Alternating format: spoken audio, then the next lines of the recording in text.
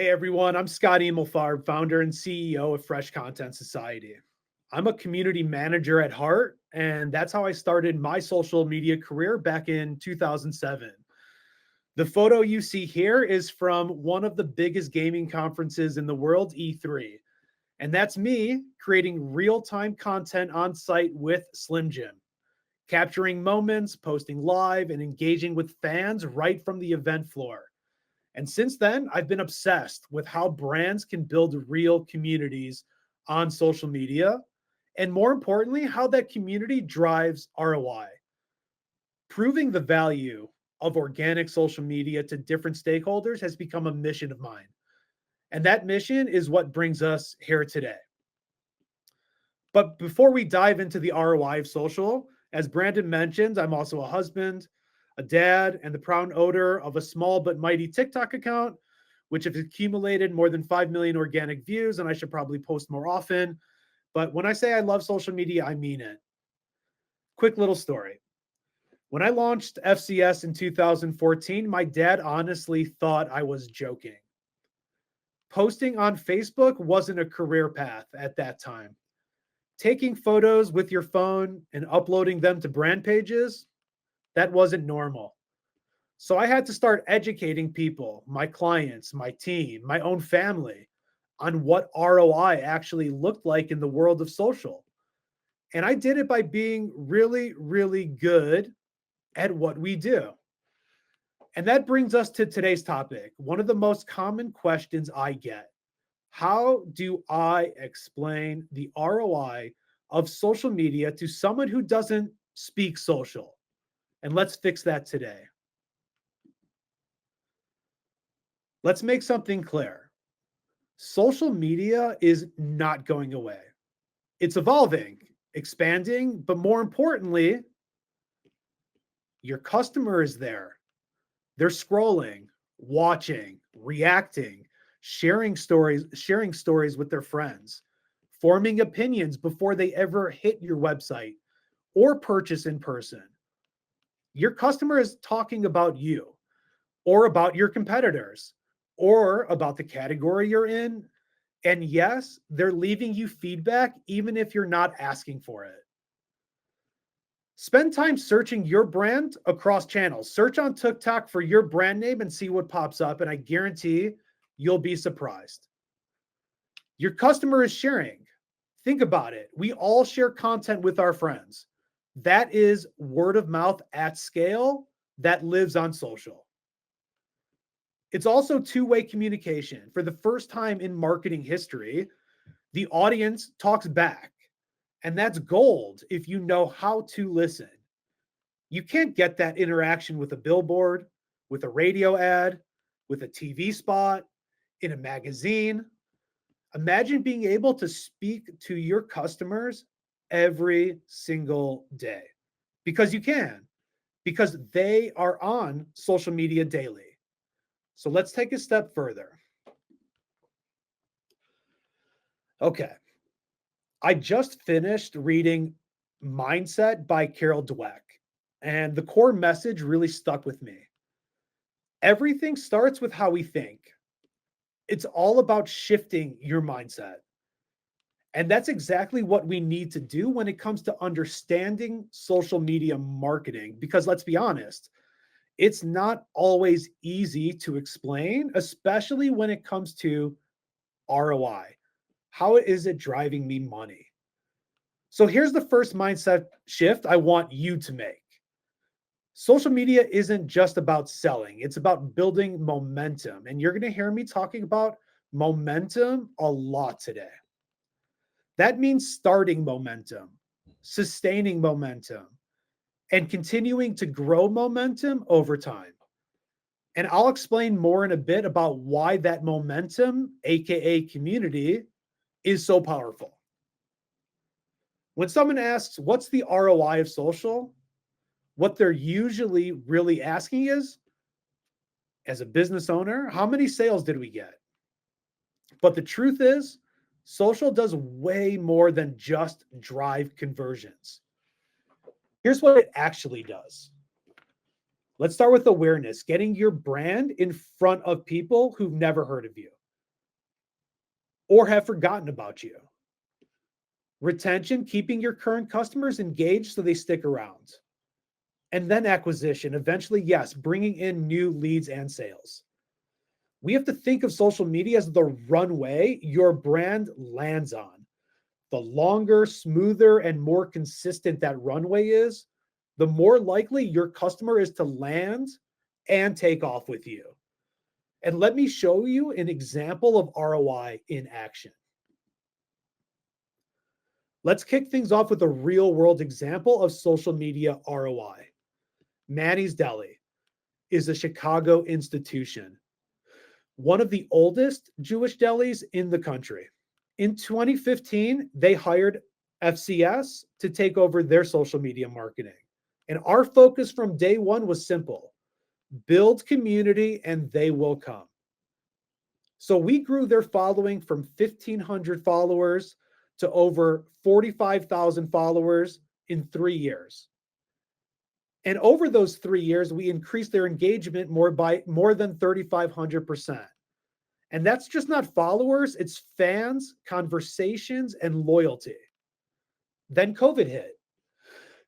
And like many restaurants, Manny's was on the verge of shutting down. The future looked grim. But because we had spent years building a strong community, creating momentum years before COVID, we had something powerful most brands don't: a loyal audience ready to rally. So we sent one tweet, and that tweet went mega viral. It landed on NPR, CNN, Forbes, you name it. You can see the picture on the left of the tweet on CNN. And within hours, there was a line out the door for weeks. The community showed up and they kept showing up. The momentum didn't happen because we had a clever tweet. It happened because we had built real connections with our audience over time. That's the power of organic social. That's the power of building a community and starting momentum and sustaining momentum. And this is not made up. This is real ROI. We'll talk about more examples later on with other brands, but let's take a look at how a social media funnel works. So let's take a step back. At its core, the goal is simple. We want people to see our content, both current customers and potential new ones. That's where brand awareness comes in and where everything starts. And in many ways, it's the biggest untapped opportunity for ROI on social. But it doesn't stop being seen. Let's look at it different ways that we can get to our ROI. If someone sees your post, will they interact with it? If they interact with it, will they follow you? And once they follow, are you doing enough to keep them engaged? This all ladders back to one thing: momentum. When a user starts engaging and sticking around, we shift from awareness into the retention phase of the funnel. And this is where the magic happens. Retention includes customers asking questions about your product or service, people having issues and coming to your social channels for help, influencers and creators looking to collaborate or learn more, conversations happening in comments, at mentions, messages, even posts that don't tag you or your brand, but still talk about you. And if your brand isn't actively participating in those conversations every day, you're going to move a lot slower down the funnel.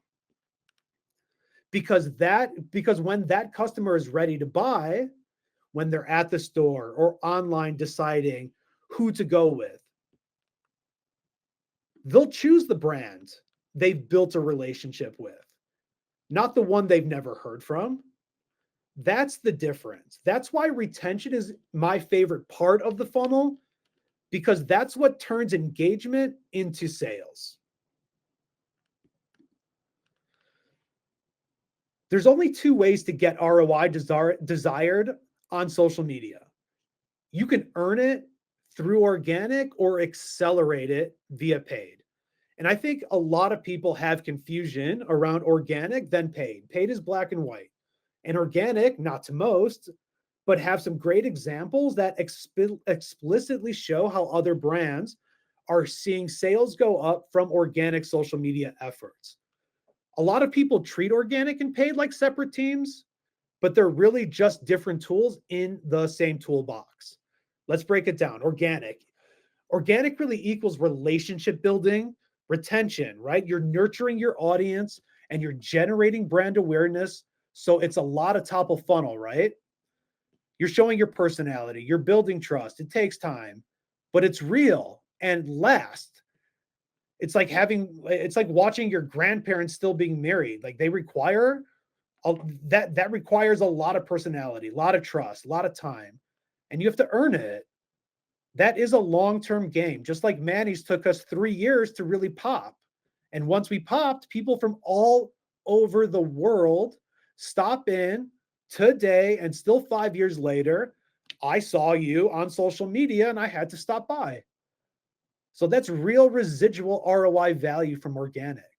Paid, black and white, reach and acceleration, right? You're reaching new people fast. You're testing creative and messaging. You're driving short-term results and long-term brand building and awareness. Together, that's where the magic happens.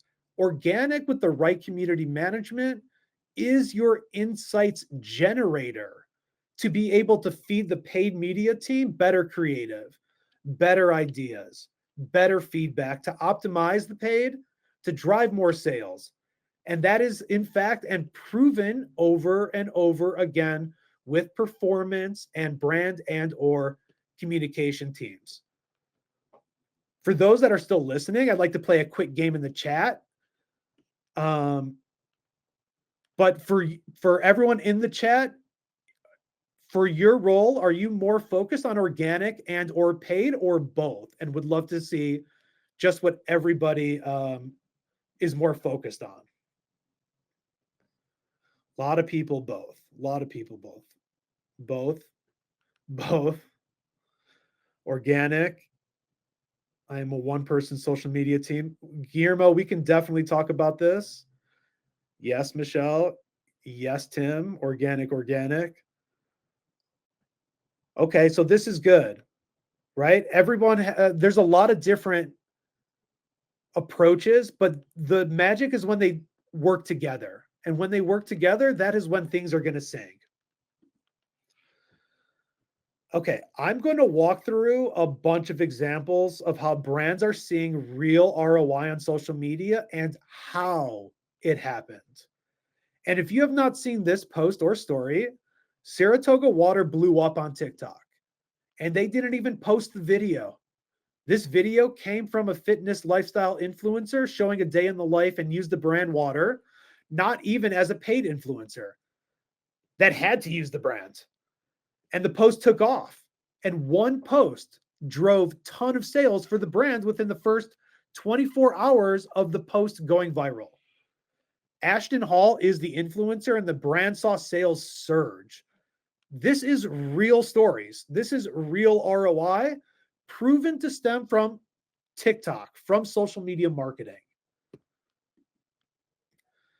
I'm going to play this video for you, but let me just share with you another story about how social media helped a business go from $0 in revenue to 40 million in 5 years. 5 years ago, Dan Oliver, who's the founder of Danos, worked at a bar, and he was also the cook. And he had been working on his seasoning and let his favorite customer try it. The customer said it was his favorite, the best thing he's ever had. COVID hit. Dan made his first TikTok during COVID, and it got 10, 20,000 views. And every day he would make a TikTok video about fun recipes with his seasoning. He made the TikToks from his house, edited on his phone, one video after another.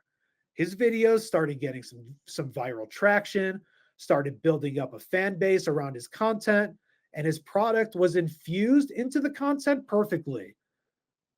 Then influencers started talking about it. And today, Dano's has 10, 15 different SKUs in Kroger's and other national retailers all over the US. And Dano today has over 6 million total followers across his social ecosystem. And this is another example of momentum. Building community is helping drive sales. And this is another real example of a business starting at zero, building the momentum specifically on TikTok. Took 3 years, 4 years, 5 years, 6, still going and still growing. And they have then built a whole marketing program off of it, but it all stemmed the success from TikTok. I'm going to play the video really quick. In case you're wondering what all these people are doing in my house, I'm Dan Oliver, the owner and founder of Dano's Seasoning.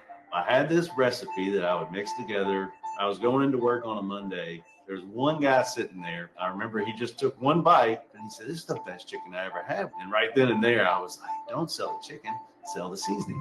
And I remember taking my first label and putting it on that bottle. I went out there with $8,000, started my business, and COVID hit. I felt like it could be the end of Dano's. I was like, okay, I'm gonna go home and I'm just gonna make TikToks.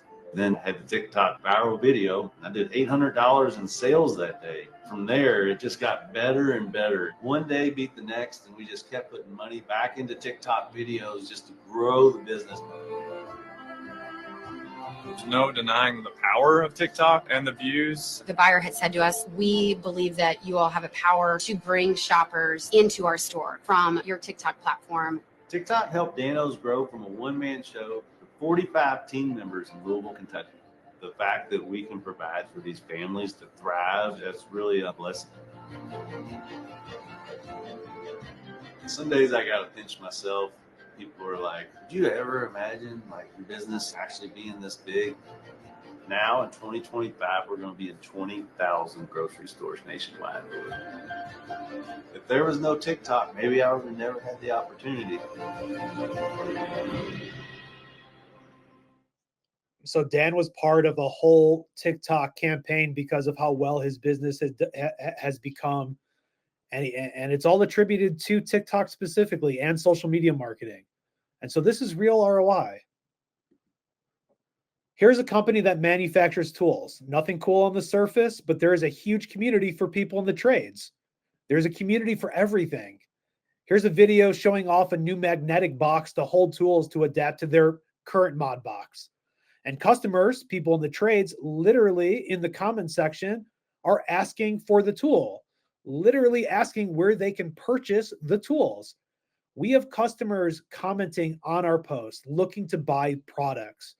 Remember the funnel. This falls into the retention bucket. And now it's the community manager's job to go close it and to move that customer to acquisition. I could respond with, to this guy, go buy the tool, send me a picture, and I'll post it on our stories if we really want to see the funnel go all the way through. So this is, ROI is happening every day in front of us. Here's another prime example of a brand you may never have heard of, Peak Auto. This is a company that is in the aftermarket automotive space, and they manufacture antifreeze, washer fluid, automotive lighting, and more.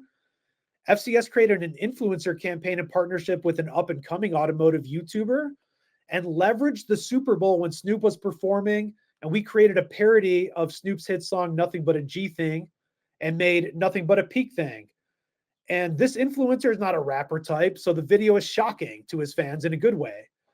And look at the comments. Not only are fans telling the brand that they are subscribing to our channel, moving down our funnel of awareness to retention, right? They saw the video, now they're subscribed to our channel, now they're in our ecosystem, now they're in the retention bucket.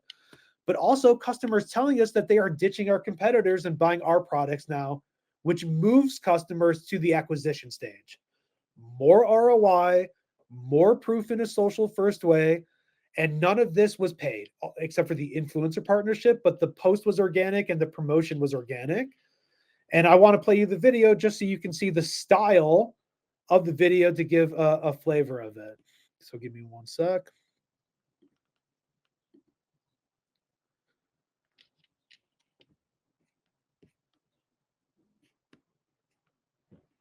Oops.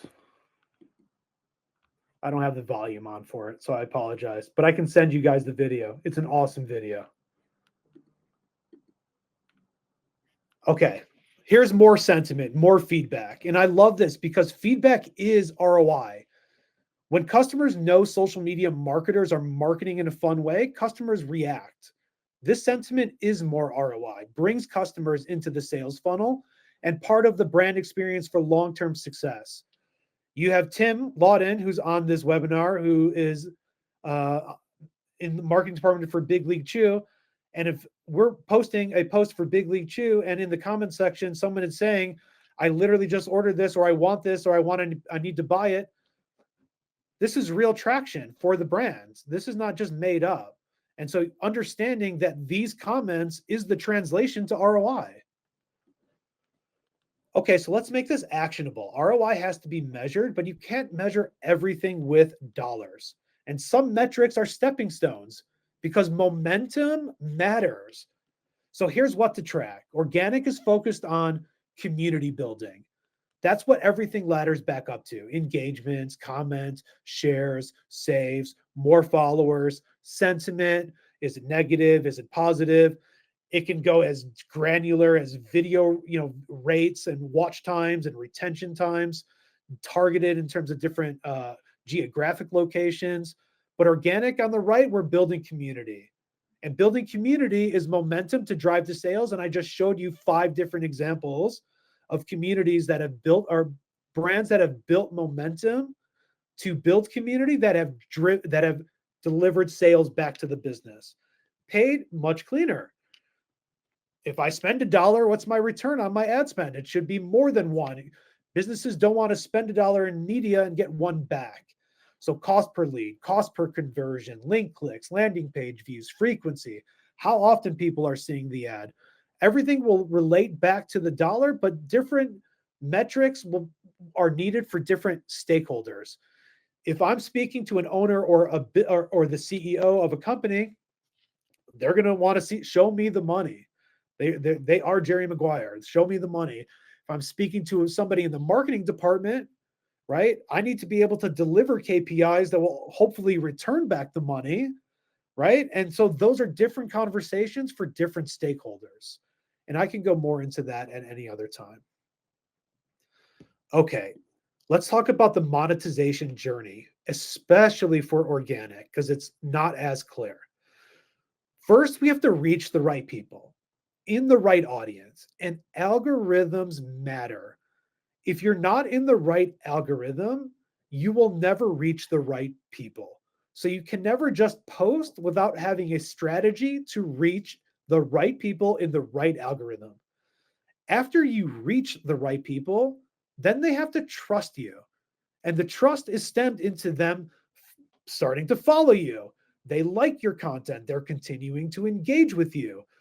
And then you fall into okay, now they're loyal to you. So when they're looking at your post, they might ask a question about where to buy the product or how can I get it? And how are we keeping them into the retention? How do we keep them in our cycle and then move them to acquisition? So the monetization journey, the wheel is not A to B, it's A to B to C to D to get to acquisition. But you want to stay on this journey, all dependent on the right algorithm. And if you're in the wrong algorithm, the monetization journey cannot happen for you. Awesome. So let's wrap this up with some really good key takeaways. And before you post, you have to ask yourself, are you in the right algorithm? Are you capturing the right data, sentiment, insights? And that's just not quantitative data. That's qualitative data as well, because the insights are going to help generate ongoing optimization. And then are you willing to earn it? How much can you stomach not seeing a direct impact to the bottom line, but knowing that you're building the momentum for it? And having a community is far more valuable than just getting people to buy directly for the long-term sustainability of keeping customers. We don't want it just to sell, we want to keep and retain. So with that, I want to make sure I can open up Q&A. And if anybody has any questions, they can drop it in the chat. All right. Guillermo has a question. We've received rude comments from our audience recently. I try not to take them personally. Not sure what to do there. What do you think? Yeah, I mean, so you're getting some negative sentiment. It's a loaded question because there's a lot to take away on why and figuring out the why, Guillermo. But A, you should absolutely not take it personally because you're not the brand itself. But I think what you should do is, how do I start at the root problem, which is why am I getting rude comments first and foremost? And then once you understand the root problem, you can go fix it with better content that's addresses certain issues that people are having. Community management, how do you take the conversation from rude comments, bring them into Messenger, and try to understand their problem better? So I think there's ways to mitigate those rude comments, but understanding the root of the issue is, I think, is the place you can start, and then figure out a strategy on, do I help them on creative and engagement or experience, and how do I solve this for them so we don't get any more rude comments on our post, and we take negative sentiment and turn it into positive sentiment. Hopefully that answers that for you. And I'm happy to chat with you offline as well. Thanks, Scott. William asks, can you go deeper on algorithm? When I talk about the algorithm, we train it as community managers or people that are on the channel day in and day out with data sets. So let's stick with Big League Chew as an example. Big League Chew is all in on the baseball community. If I'm the community manager and I'm starting to like photos on motorcycles, the algorithm is going to feed me more content about motorcycles. And they also are going to think the posts that we push out are about motorcycles. And so therefore, we're not even reaching the right people. That's where everything starts. So ensuring that you are spending every day in your community sets the algorithm for you to even give you a chance to reach the right people. So there's a lot to take away and unpack, but data setting by interacting, following, engaging, and responding and posting about your community, like the baseball community, will put you in the right algorithm and show your content to the right people. I appreciate everybody joining. Hopefully you got some good value and some takeaways to bring back. If you have any burning questions, want to discuss further, want to dive into any of those topics deeper, please feel free to reach out. Would love to chat with you. And thank you so much for attending, and look forward to seeing you all soon.